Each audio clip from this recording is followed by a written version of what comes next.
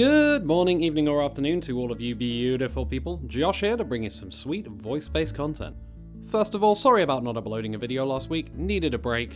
Lot of stuff going on in my personal life, but I am back now to regular content. And speaking of content, I just wanted to say a massive thank you for the reception on the video that I did with Explicit Censor and Flitter. I was a little nervous about uploading a video of that length, but you guys seem to really like it, so maybe I'll do some more in the future. Now then, on with the video.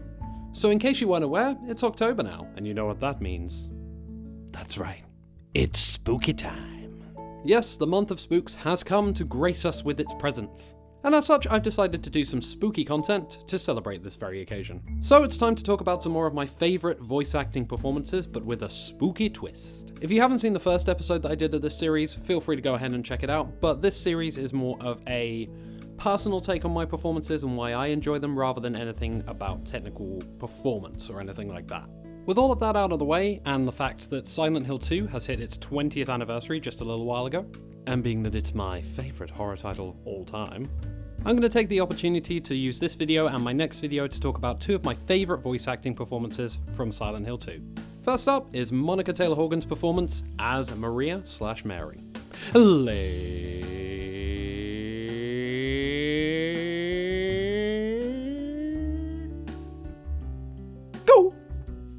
So for those of you who don't know, who are Mary and Maria? Spoilers ahead for Silent Hill 2, pause the video and go ahead and play it if you don't want to be spoiled. Listen, I'm not responsible if you stay. I'm looking at you, Tay. I'm not having you get mad at me again. Alright? Okay.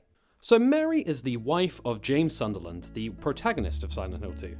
She passed away 3 years prior to the events of Silent Hill 2 of an undisclosed disease. Prior to this, her and James had a very solid marriage, but the disease put a strain on them both. How bad was the strain? Well, I'll go into a bit more detail in my next video. Moving on to the very start of Silent Hill 2, it is revealed that Mary had sent a letter to James beckoning him to come to Silent Hill, specifically requesting that he come find her in their special place. It's here on this quest that James meets Maria. Maria is a woman born from a wish who bears a near identical resemblance to Mary. Her face, her voice, just purely her hair and clothes are different. However, the major similarities between the two are purely physical, and that's where Monica Taylor Horgan's amazing performance comes into play. Despite the similarities noted by James when he first meets Maria, the two are very different. Monica Taylor Horgan portrays Mary as warm, caring, and nurturing in most situations, whereas Maria, by contrast, is more sexually extroverted, flirtatious, and even downright cruel to James sometimes. The difference in the voice and the portrayal of these two characters represents Maria's place in the story of Silent Hill 2. Maria can be seen as a manifestation of both James and Mary's idealized version of Mary. Maria herself is unsure where she came from, so it's almost confirmed that James created Maria from his mind due to his will of missing all the best parts of Mary, but also missing these certain elements of her personality that he wanted to see. And this is no more present than in the jail cell scene in the labyrinth section of the game. Monica Taylor Horgan seamlessly switches between Mary and Maria while Maria is on screen in this scene, evoking the memories of Mary and James's past in their marriage, specifically referring to a videotape that was left at their hotel room, but then biting back by clearly stating, "I'm not your Mary." Then in response to James trying to confirm if she's Maria, she says this, "I am. If you want me to be." Then finally, and I'm genuinely unsure of whether she's trying to convince James or herself of this, but she finishes it off with this. "It doesn't matter who I am. I'm here for you, James. See? I'm real."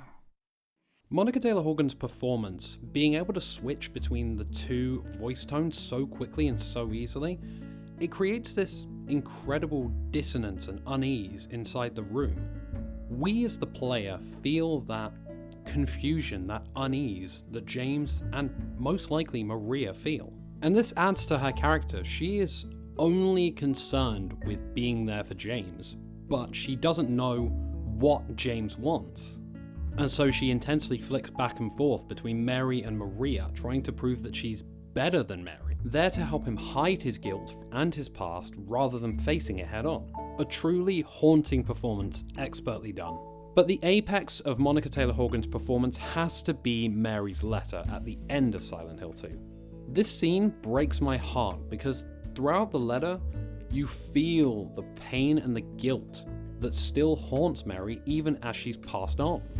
As she talks more about her experiences with James and her time being ill, you really feel the guilt for how she lashed out towards James. And how despite James not being there for her as much as she wanted him to be, she doesn't blame him. She could very easily have lashed out and called him every name under the sun in this letter, but she doesn't. She blames herself and you feel that pain in her heart. Monica Taylor Horgan takes a very restrained, a very calm approach to the letter. And in turn, you feel every emotion she gives, every single pang of guilt, of pain, of happiness, those great memories, those sad memories, it all comes out. And that final line. James, you made me happy. That destroys me every time. This letter is a masterpiece. And there we go! Now I'm sad. In all seriousness, Silent Hill 2 is an absolute masterpiece, a emotional roller coaster, and a whirlwind of feelings and fear and so much. If you haven't had the pleasure of playing Silent Hill 2, please seek out a copy and go ahead and play it. It is a masterpiece when it comes to storytelling and emotion.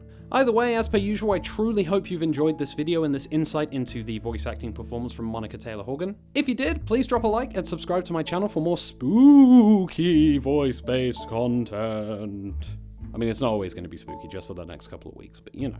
Keep your eyes out for my next video. I upload every 2 weeks, and in our next video, we will be discussing the man himself, James Sunderland. But until then, stay wonderfully spooky.